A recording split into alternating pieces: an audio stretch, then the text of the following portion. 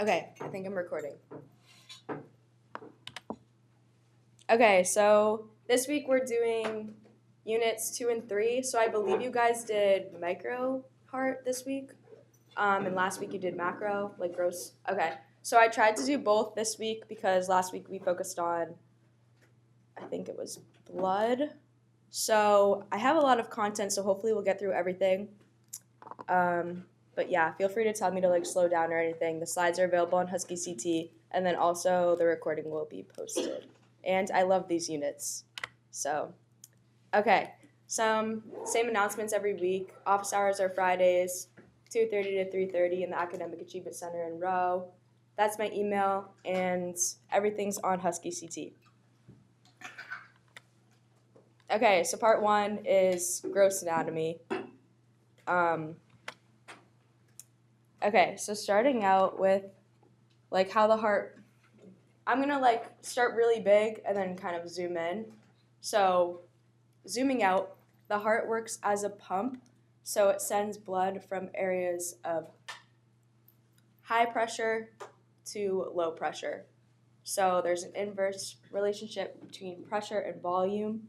So when you have a really big volume, you have low pressure, or if you have a smaller volume, you have high pressure. So the heart works by creating areas of like lower pressure, of lower volume to send blood to areas of bigger volume that have a lower pressure. The circulatory system, here's just a general like definition. It's a network of blood paths through the body. So that's your arteries that carry blood away from the heart, then that turn into capillaries, then veins that carry blood back to your heart. And it's cool because it's a closed system, so it really works in like a circle. Like no blood ever leaves or it's not supposed to. And it only flows in one direction. So valves ensure that blood flows only in one direction. So on the slide, I say valves work kind of like a trash can. If you think of those like trash cans that open like this, they can't open the other way. So valves only send blood in one direction. They won't allow blood to go the other way. And that prevents backflow. So the system keeps going forward. And then there are two major capillary or like blood vessel networks in the circulatory system. So the first one is systemic circulation, which is that system receives blood from the left side of the heart. So systemic circulation refers to all the blood being sent to all of your tissues where gas exchange will occur. So that's when oxygen is leaving the blood and going into your cells to be used. And then it's taking carbon dioxide to then bring it back up to the lungs. So the systemic circulation, again, comes from the left side of the heart, which is why that side of the heart is bigger than the other side, because it needs more force to be able to pump your blood all the way down to like your feet and fingers. Whereas the pulmonary circulation side is the right side of the heart, and it sends blood to the lungs. So when blood gets to the lungs, it's instead taking oxygen and releasing carbon dioxide, which you breathe out. So something important to note here is that both sides of the heart pump the same volume of blood, even though the left side of the heart uses more force. They both pump the same volume of blood. And that's to ensure that equilibrium is maintained between the systems in the body, because you can't like have blood accumulating in one of the systems. So it's a closed system. The same amount of blood gets pumped throughout your body as the blood that is pumped to your lungs, so then they can switch and it works in congruence. And then another definition on this slide is capillaries, which I've talked about. These are the smallest vessels that blood passes through, and they're only one blood cell thick, so that enables gas exchange to occur really easily between the cells and the tissues. So here's just a picture of overall circulation. So you can see that oxygenated blood is then going out to the tissues, comes back up, grabs the oxygen in the lungs. Yeah, so that's a good reference for studying when you're reviewing.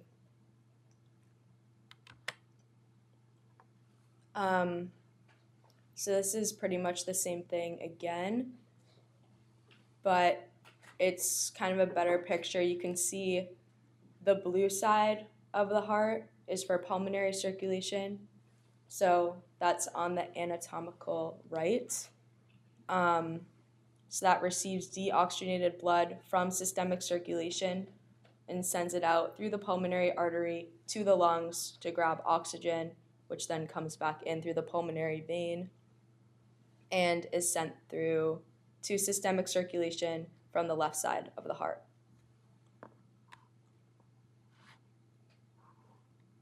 Do you guys have any questions so far? Okay, pretty good. So this is a good rule of thumb to remember the difference between arteries and veins. So arteries always are going to carry blood away from the heart. So arteries away. And then these usually contain oxygenated blood most of the time. Veins always carry blood towards the heart in all cases. They usually contain deoxygenated blood. So there's a case where there's an artery and a vein that is the opposite. Does anyone know which ones I'm referring to? Yeah. The pulmonary arteries and pulmonary veins? Yeah, exactly. So here's the exception.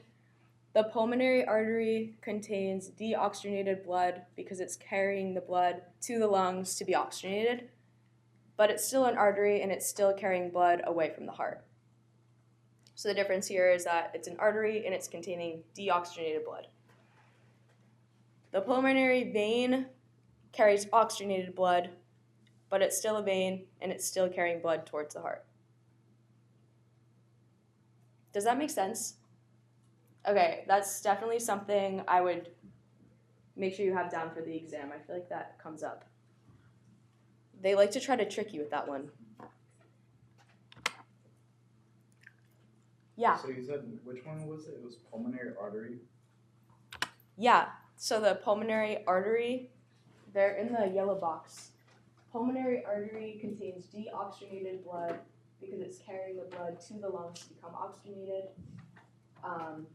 but it's still carrying blood away from the heart. And then the pulmonary vein is the other one. Any more questions on that? Okay.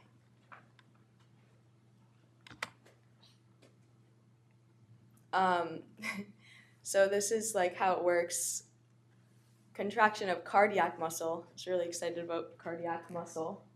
Pumps the heart. So muscle contraction decreases the volume, which then increases pressure, which forces the blood into the next chamber, basically.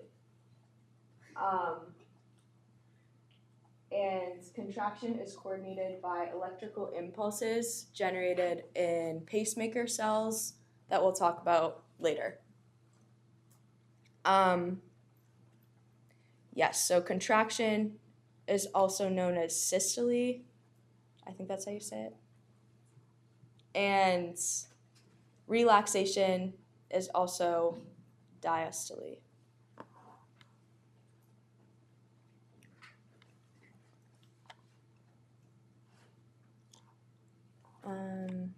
Okay. So then here's just an overview of organization of the heart. Something else to note is that the base is at the top. When you think the base might be at the bottom, it's actually at the top.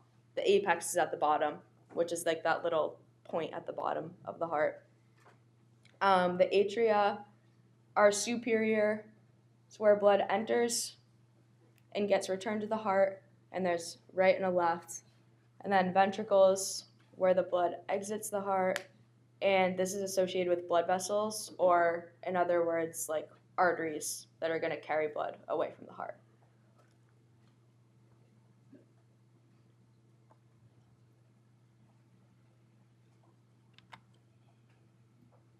And then there are 4 valves in the heart that, again, like make sure that the blood is flowing in one direction. There are 2 sets.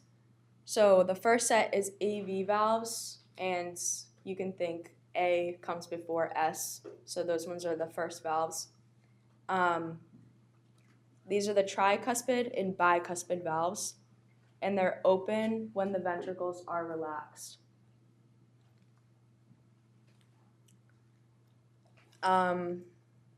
So a way to remember that they're open when the ventricles are relaxed. So if you just kind of like think about the heart, and if these ones come first, then this like chamber right here, if it's relaxed, then the blood is gonna want to go to that region because it has a lower pressure.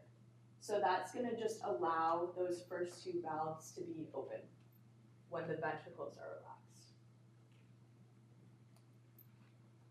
The semilunar valves, or SL valves, are the second set of valves.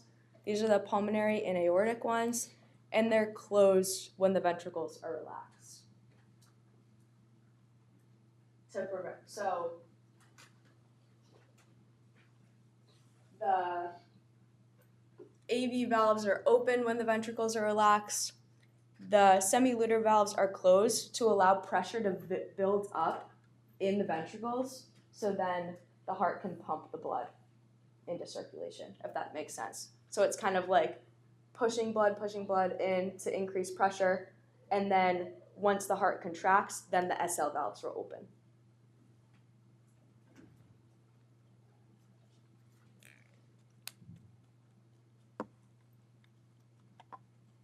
So here's that picture, bigger, how I just explained it. Any questions on the valves or when they're open or closed?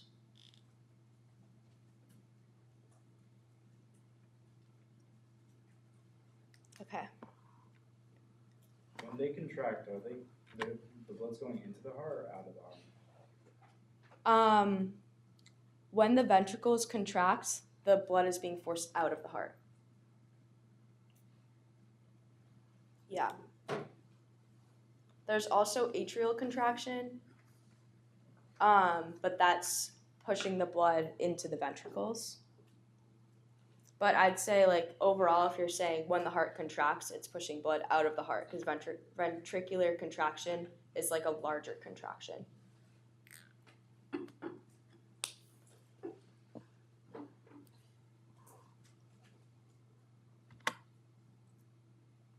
I'm sure you guys have gone through this a bunch of times by now, like the blood flow through the heart, but here it is again for review. So starting at the capillaries, the deoxygenated blood is then going to flow through venules to veins. It's going to end up at the vena cava. And there's a superior and inferior vena cava you can see in the image, depending on if blood's coming from like the top part of your body or the bottom part of your body. And then it's going to enter the right atrium, where it's going to pass through the tricuspid valve and enter the right ventricle, and then go through the pulmonary semilunar valve to the pulmonary artery, where it's then going to go to the lungs, get some oxygen, come back in through the pulmonary vein, where it's going to enter the left atria, flow through the bicuspid valve, left ventricle, out through the aorta to systemic circulation. So I went through that pretty fast, but I'm sure that you guys have gone over that a lot. Does anyone have any questions about the circulation of blood through the system? Okay. Okay, so I put these videos in here Let me. This is how AG1 works to upgrade your health routine. By combining All right, you guys, welcome back to another video lesson. My name is Eddie Watson, and this is ICU Advantage. Okay, I'm gonna where the skip this one for now, but this is if you are still trying to get down blood flow through the heart and the contraction of the chambers, this is a good video to watch. Just because I want to make sure we get to everything. The normal heart And then this has one's really quick. two I just sides, wanted a right to play this one so you guys could see like decreasing pressure, how it sends blood into the next chamber. And it's kind of hard to, or you lose sight of like what you're actually talking about when you're getting really into the nitty gritty stuff of it. So this kind of just puts it into perspective and makes it more simple looking at the and four chambers, the top receiving chambers, or atrium, and the lower chambers, which are thick-walled can see pumping when the chambers, called ventricles are ventricles. kind of Red blood cell will relaxing. come from either the superior vena when the cava or the valves are inferior vena opening, cava sending and enter blood into the right atrium. The in. blood then flows across the tricuspid valve to the right ventricle. The right ventricle then squeezes and ejects that blood cell into a vessel called the pulmonary artery. Pulmonary artery splits into two vessels, each going to the lungs. As that red blood cell makes its way through the lung, it returns through the pulmonary veins to the left atrium. That blood is now oxygenated. It's picked up oxygen, then goes across the mitral valve into the left ventricle, which does most of the work in terms of delivery of blood flow to the body. That blood cell is now ejected into the aorta to some organ or muscle or skin in the human body. Okay, yeah, that was it. It's just like cool to see how it all comes together. Okay, here's a little bit on fetal circulation because it works a little bit differently. So there are specialized blood vessels present until shortly after birth. The lungs are filled with fluid in the fetus. So gas exchange occurs in the placenta in systemic circulation. So there's something called fetal shunts that reroute the blood so both pumps or both sides of the heart are sending blood directly into systemic circulation because they don't need to go get oxygen.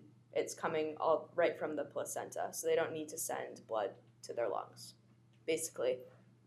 So then there are two holes in the heart called the foramen ovale and the ductus arteriosus. So the foramen ovale is in the interatrial septum, so it's between the two atria at the top of the heart. And this allows blood from the right atrium to go directly into the left ventricle, so then it can be pumped right into systemic circulation.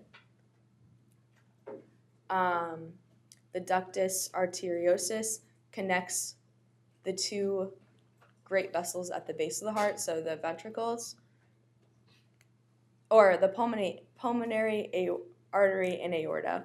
So blood pumped from the right ventricle to the pulmonary artery goes right into the aorta and right into systemic circulation. So the big idea here is just there are holes in the fetal heart that allow blood to go right into systemic circulation.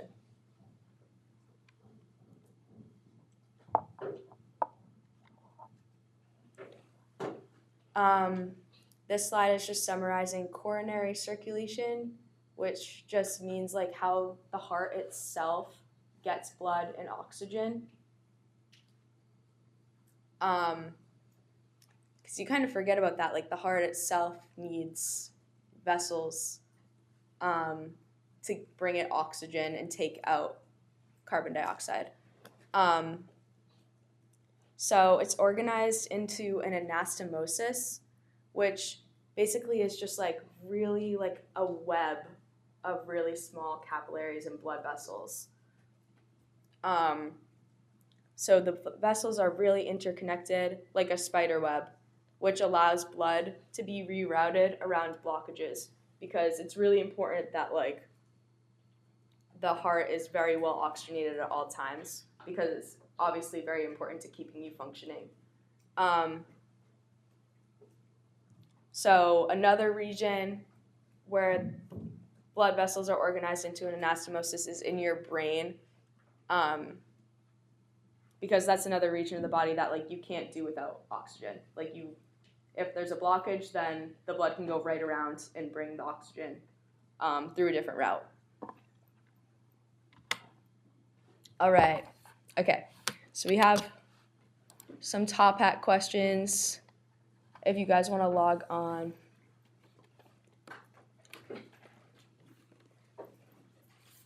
So first question is typically veins, and then you can choose the best response. I don't know if I can see. Dr. Redden told me to put it on review, not homework, because you guys were getting graded on these. So I don't know if I can see if you guys put answers in now. Did any of you select an answer yet? Okay, not yet. We can see on our screen if it's right. Oh, already? Yeah, Oh, so right when you click it? it shows you your answer and then if it's red or green. Okay, cool. Thank you. This would be week 2. Yeah, week 2, heart Q1. I don't like that as much because I can't see, because last time, like, when you guys were answering it, like, wrong, so I don't know. Okay. You put it as like the homework setting and then change it to the review. Yeah, I'll do that. Okay, I'll do that for the next one. So don't go ahead. Unless, I mean, you can, but. Okay, so I'll make this one.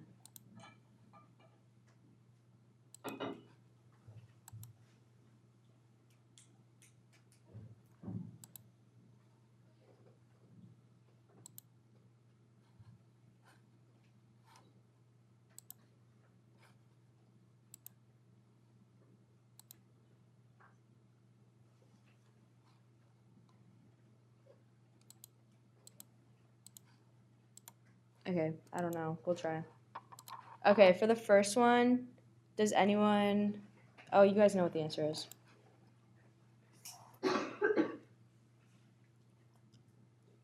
So veins typically carry blood toward the heart and have deoxygenated blood. So they're taking blood back to the heart to then be sent to the lungs to pick up some oxygen. Any questions on that one?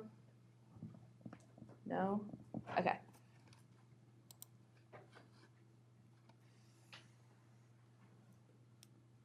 So the second question is about the pulmonary artery.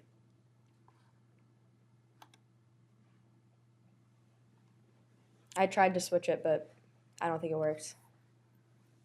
I think I was blocked from that.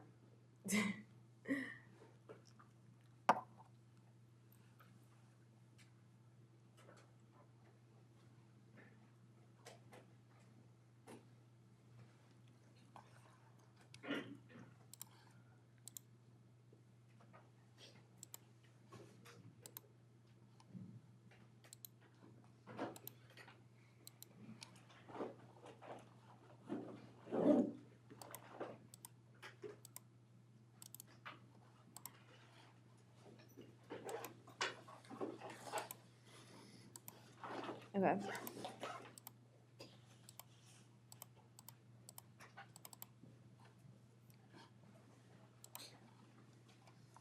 So this one was B and D. So the pulmonary artery is going to carry deoxygenated blood from the heart to the lungs and is a part of pulmonary circulation. Did anyone have any trouble on that one? Or are we all set to move on to the next question? Cool. Okay. During diastole, which valves are open?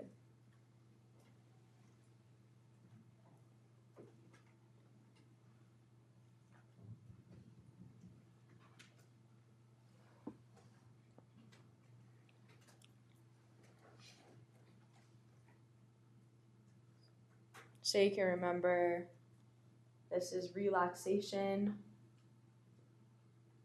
So we're going to want to be filling up the ventricles.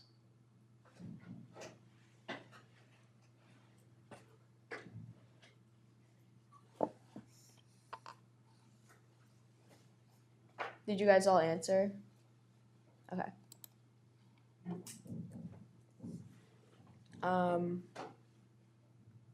So this one is the AV valves, or the tricuspid and bicuspid valves. So these ones are going to want to be open to fill up the ventricles, because the heart is relaxed. So the ventricles are kind of like expanded, and the blood is going to go from a region of higher pressure in the atria down to the ventricles. So we need the AV valves to be open for that. Any questions on that? Okay. Since the left side of the heart is larger, it pumps a larger volume of blood into systemic circulation.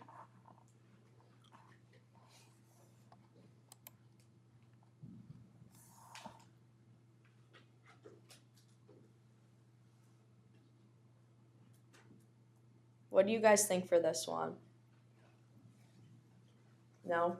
Yeah, that's correct. So does anyone know why the left side is larger then? Yeah. It's part of the systemic, so it goes into all of the tissues of the body. Yeah, so it needs to be bigger because it needs more force, more contractile cells to pump the blood to a further distance.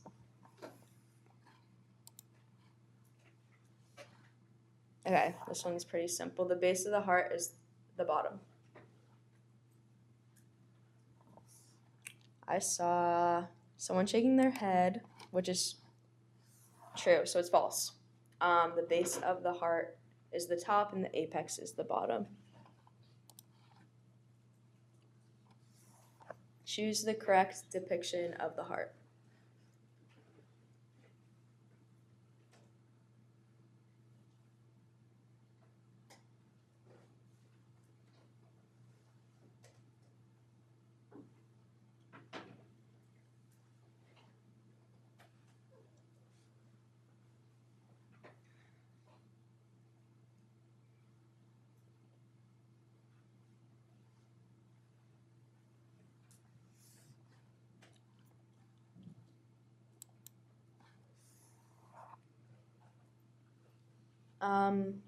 So the right side is pulmonary, while the left side is systemic. So just something really quickly to note there is when you're looking at the heart, it is in anatomical position. So it is the opposite. If you're like picturing it in your head, you gotta flip it. Any questions so far? Okay, we have 2 more and then part 2, and then we'll come back. Coronary arteries are organized into an anastomosis to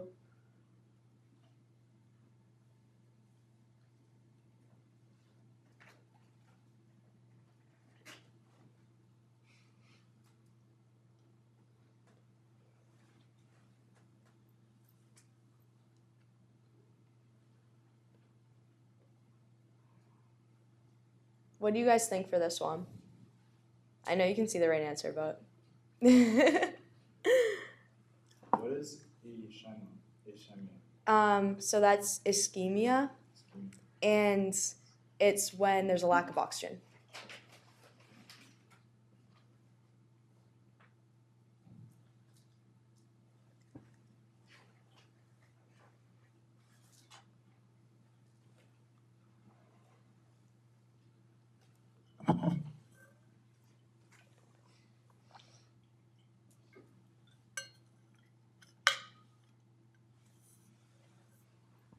Okay, so let's go through this one. A is to prevent sending blood the wrong way. Does anyone know what in the heart prevents blood from going the wrong way? Yeah. Valves. Yeah. So it wouldn't be that one, because that one would be valves. We're going to skip over B. Provide blood to the left atria to be pumped into systemic circulation. So Coronary circulation refers to all of the blood vessels on the outside of the heart that's providing blood to the tissues of the whole entire heart. It's not really sending blood into the atria or ventricles. So the answer here is B, because you have all those interconnected blood vessels that allow for blood to be rerouted around the heart to prevent any blockages and therefore prevent a lack of oxygen or ischemia. Okay, fetal shunts. What do they do?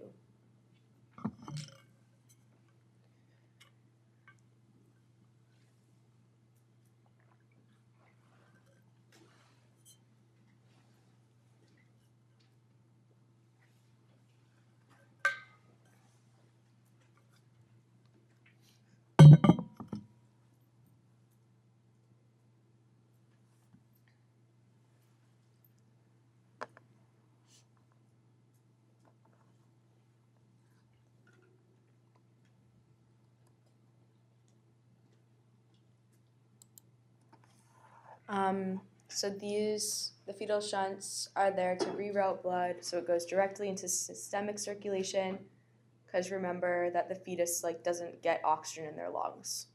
So yeah, okay. We'll go back here.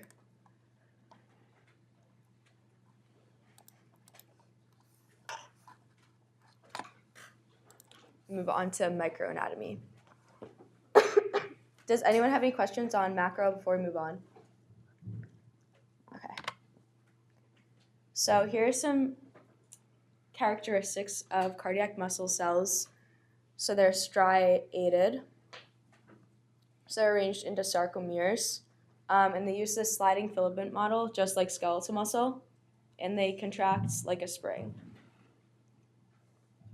They also bifurcate or branch out. So they don't appear as packed as skeletal muscle. They kind of are in columns that branch out. They're in an anastasome, which is similar to the term anastomosis, I think it was, that we just talked about. And they're web-like cells that are highly branched. And they also have something called intercalated discs. So this is where they're intercellular junctions, which helps all of the cardiac muscle cells be physically, electrically, and chemically connected so that they all function almost as if they're one cell. And that's really important in coordinating muscle contraction of the heart because it's so it has to be so perfect. You have to have the atria contract all at once and then the ventricles contract so that it's coordinated. And then there are two types of intercellular junction proteins. The desmosomes, these act like a button, so they're like a physical connection between adjacent cardiac cells. So these are important for physical coupling, and they still allow them to bend and twist and move, which is important when the heart is contracting. Gap junctions are the other type of intercellular junction, and these create electrical and chemical connections between cardiac myocytes. Cardiac myocyte is just another word for cardiac muscle cell. So these allow ions to pass through, so action potentials can pass quickly in between heart cells.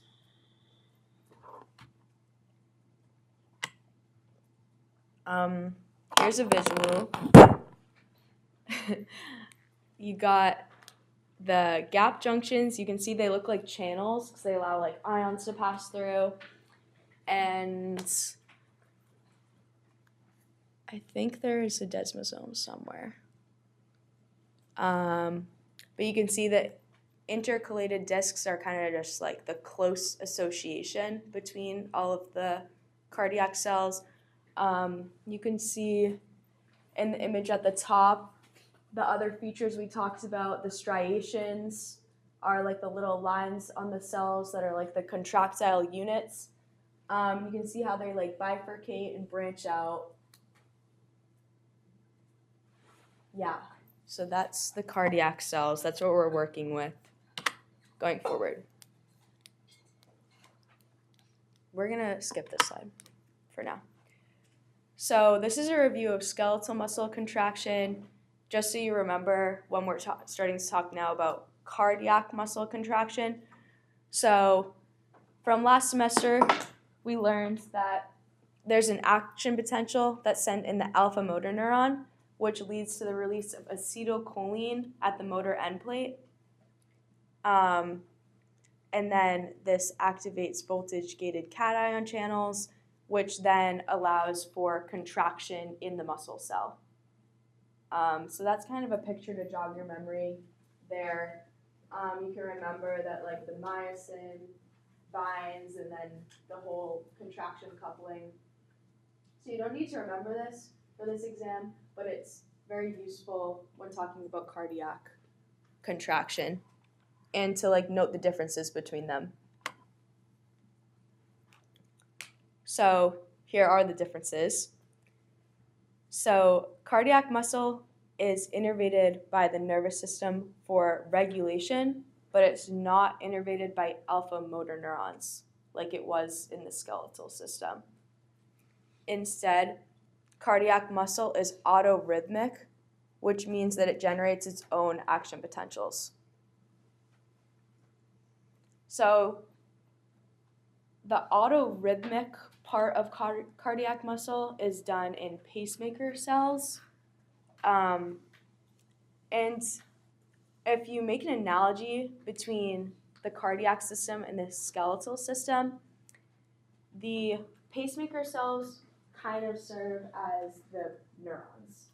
They're like generating the electrical impulses that are then telling the contractile cells what to do. In the skeletal system, the contractile cells would be muscle, any muscle, whereas in the cardiac system, now we're just talking about specifically heart muscle that's contracting. Okay, yeah. So then you can see the pacemaker cells are, we'll go over those in a few slides. So the pacemaker action potential is in the electric or pacemaker cells because the heart is autorhythmic, so they generate its own action potential. Cardiac myocytes or muscle cells are the cells that are contracting.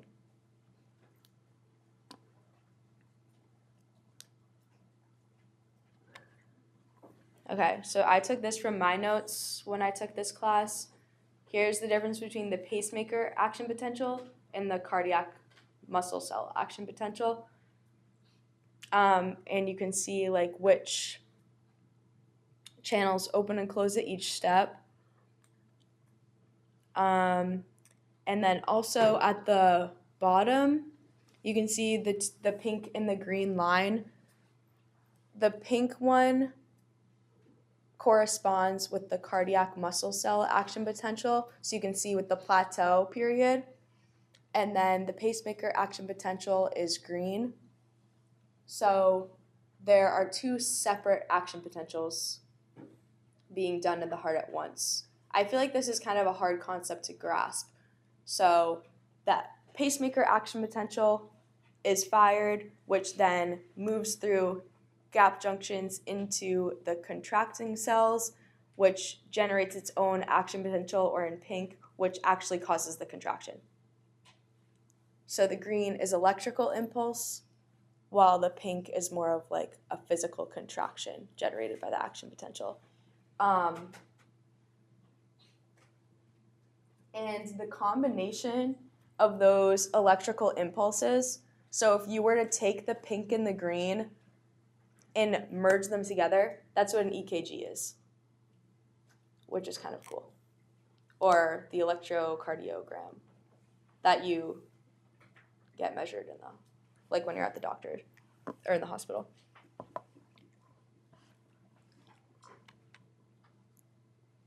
Okay, so I do like this video. Grammarly now uses AI to because help it kind you of write, demonstrates not just that revise. Type better in a way prompt that and you can visualize it. The heart is we're essentially gonna watch a the first muscle that part. contracts and pumps blood. It consists of specialized muscle cells called cardiac myocytes. The contraction of these cells is initiated by electrical impulses known as action potentials. Unlike skeletal muscles, which have to be stimulated by the nervous system, the heart generates its own electrical stimulation. In fact, a heart can keep on beating even when taken out of the body. The nervous system can make the heartbeats go faster or slower, but cannot generate them. The impulses start from a small group of myocytes called the pacemaker cells, which constitute the cardiac conduction system. These are modified myocytes that lose the ability to contract and become specialized for initiating and conducting action potentials. The SA node is the primary pacemaker of the heart. It initiates all heartbeats and controls heart rate. If the SA node is damaged, other parts of the conduction system may take over this role. The cells of the SA node fire spontaneously, generating action potentials that spread through the contractile myocytes of the atria. The myocytes are connected by gap junctions, which form channels that allow ions to flow from one cell to another. This enables electrical coupling of neighboring cells. Okay, so I really like this image right here because you can see how the action potential in the pacemaker cell then causes the action potential in the contractile cell, but they're doing different things. Like in the pacemaker cell, we're just kind of communicating to the contractile cells to contract. So they have different action potentials, but they influence each other. Potential in one cell triggers another action potential in its neighbor, and the signals propagate rapidly. The impulses reach the AV node, slow down a little to allow the atria to contract, then follow the conduction pathway and spread through the ventricular myocytes. Action potential generation and conduction are essential for all myocytes to act in synchrony. Pacemaker cells and contractile myocytes exhibit different forms of action potentials. Cells are polarized, meaning there is an electrical voltage across the cell membrane. Okay, I'll stop it there, but this is a good video if you want to continue watching it when you're going over the slides.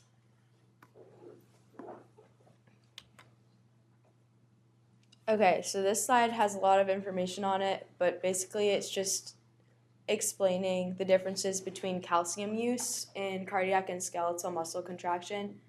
So the main idea is that cardiac muscle is different than skeletal muscle because it uses extracellular calcium.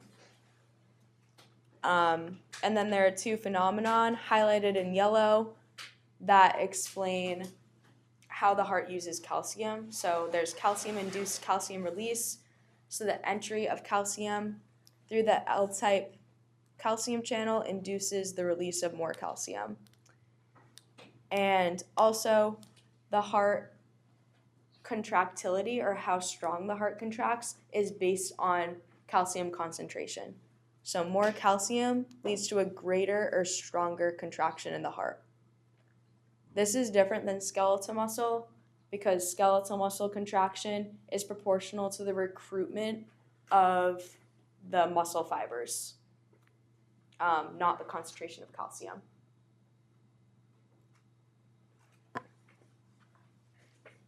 Yeah. So when you say calcium, so it uses extracellular calcium. So that means you said calcium release equals calcium entry?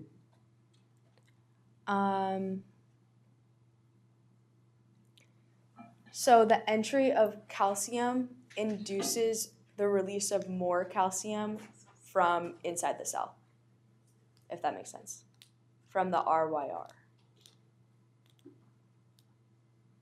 But like, what does it use the calcium for? To contract.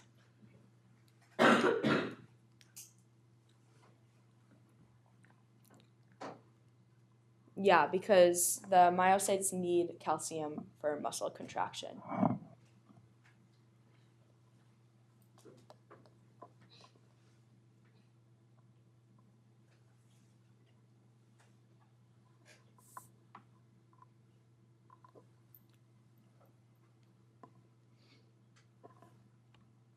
So if you go back to this slide right here, you can see that during both action potentials, you need calcium for both the coordination of pacemaker cells and for the contraction of cardiac myocytes.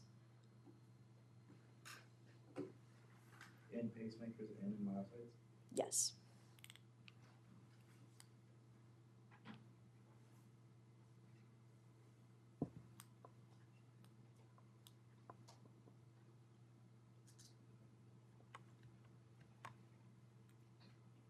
So here is a review of the action potential in the myocyte cells. I have the pacemaker action potential also in my notes. So to quickly go over the action potential in cardiac cells, you start at rest. Again, you have the leaky potassium channels that are allowing potassium out, which makes resting membrane potential more negative. The sodium-potassium pump is working to maintain membrane potential, and there's little permeability to sodium. Then you have depolarization when the fast voltage-gated sodium channels are brought to thresholds and open, and they allow sodium in, which increases the membrane potential really rapidly. It's that big spike labeled 0 in the diagram. And then you hit a peak where you have transient repolarization, which is just that little dip until you hit the plateau phase.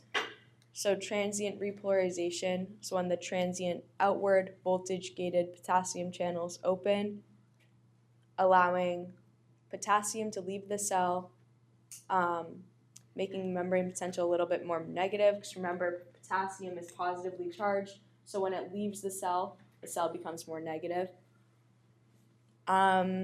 Then the L-type calcium channel opens, allowing some calcium in.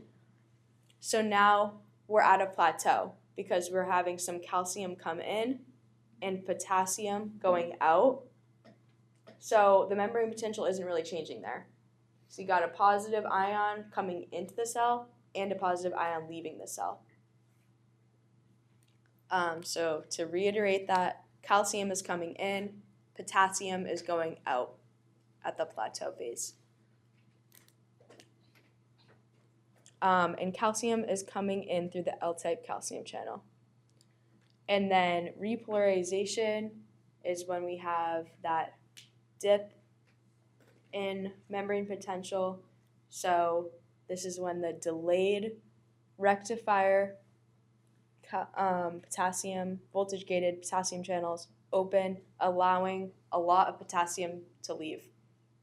And potassium is positively charged, so it makes the membrane potential negative. Then we go back to rest.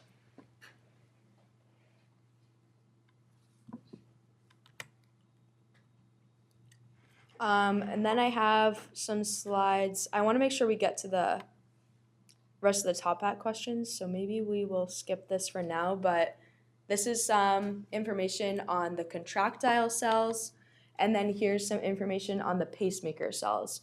So like we saw in the diagram before, you have the SA node that's setting like the pace of the heart. So they call it the pacemaker because it's basically like generating the action potential, which is like setting your heartbeat. And I have in bolds, the SA node is why the heart doesn't need an alpha motor neuron. It doesn't need nervous system innervation because it's literally acting as the neuron, generating the action potential itself. And the depolarization from the SA node spreads down to other pacemaker cells and to contractile cells of the atria through the gap junctions. And then you have internode pathways, which is just spreading the depolarization from the SA node, and then it reaches the AV node. So something important at the AV node is that it kind of allows a delay. It has some non-conductive connective tissue, which gives a brief 100 millisecond delay. So that kind of just allows the atria to finish contracting to allow all the blood to enter the ventricles before the ventricles start contracting.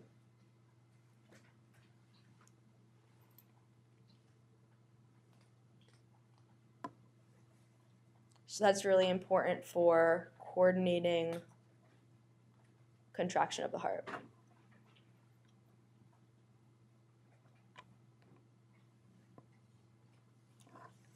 And then you have the bundle of His, or the AV bundle. This is in the interventricular septum.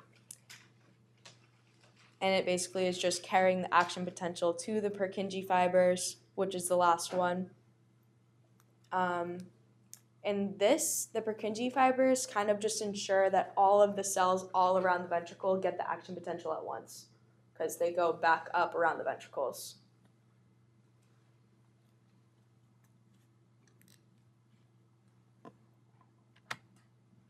So here's the contractile cells in a picture. You got the SA node generating the action potential to the AV node, the AV bundle, the bundle branches, and then up through the Purkinje fibers where it's going to cause ventricular contraction all at once.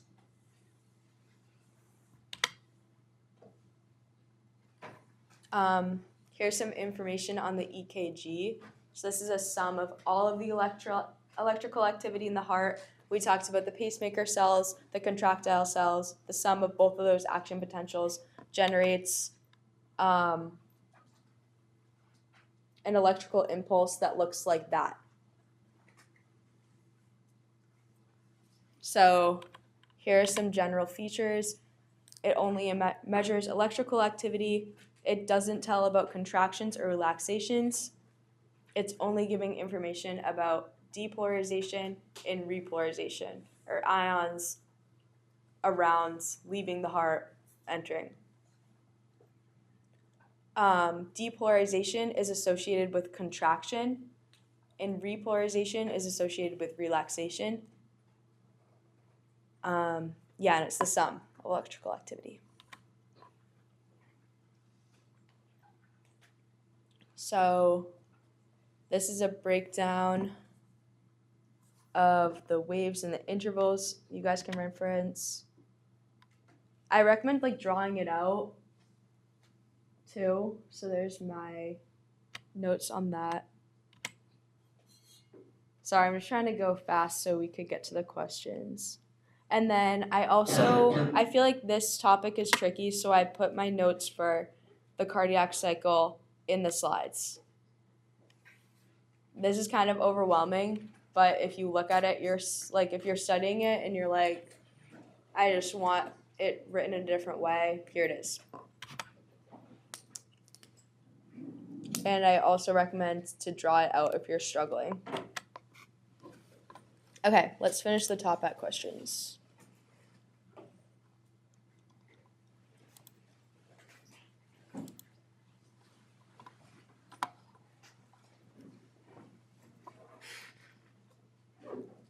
Okay, what is the purpose of gap junctions between cardiac myocytes?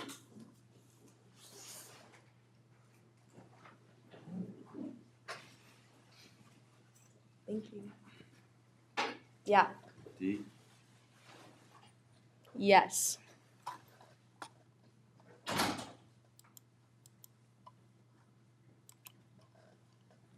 So the first one, if I asked about desmosomes, it would be A. Intricate branching, I think that would be anastasome. And allow them to contract in an oscillatory manner would be striations. So this question could be changed. How is cardiac cell contraction different than skeletal muscle contraction?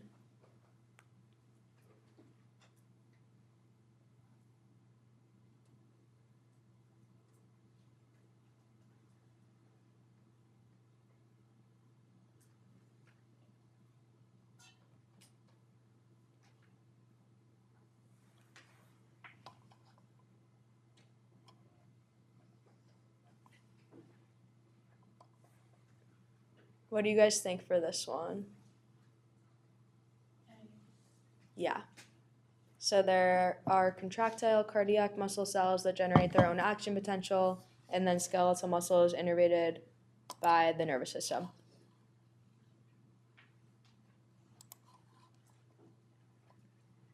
Cardiac muscle cell contraction and skeletal muscle contraction exhibit calcium-induced calcium release, which means that the entry of extracellular calcium from the L-type calcium channel induces the release of more calcium from the RYR. True or false?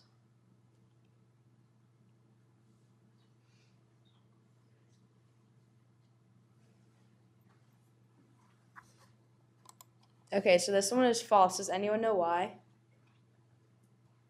Or have a guess? Yeah. Does that happen with pacemaker cells? So that's not what I was going for there. What I was thinking is that cardiac muscle cells or skeletal muscle cells don't exhibit calcium-induced calcium release. More calcium in skeletal muscle cells doesn't cause more calcium to be released. It's more of a fixed amount of calcium in skeletal muscle. Cardiac, that's kind of like a special feature of cardiac cells.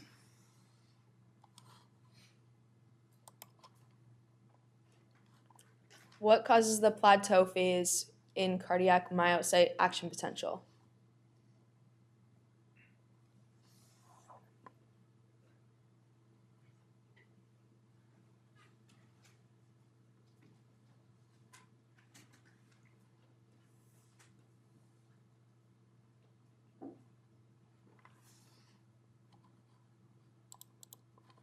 Okay, so this one is A, influx of calcium through the L-type calcium channel. Does anyone know what ion is leaving the heart, which causes the plateau?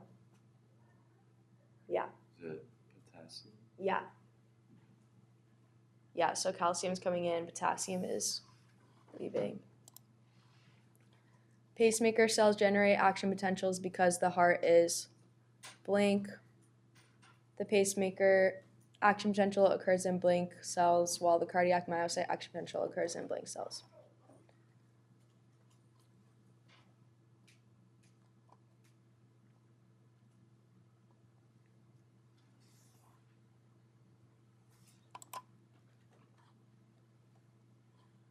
Okay, so the heart is autorhythmic. Pacemaker action potential occurs in pacemaker cells, and the myocyte action potential occurs in contractile cells.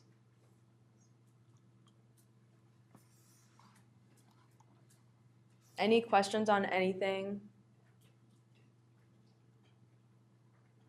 Okay. Yeah, so the slides are up if you want to review the ones that we didn't have time to go over. And feel free to email me or come to office hours. And good luck on the exam.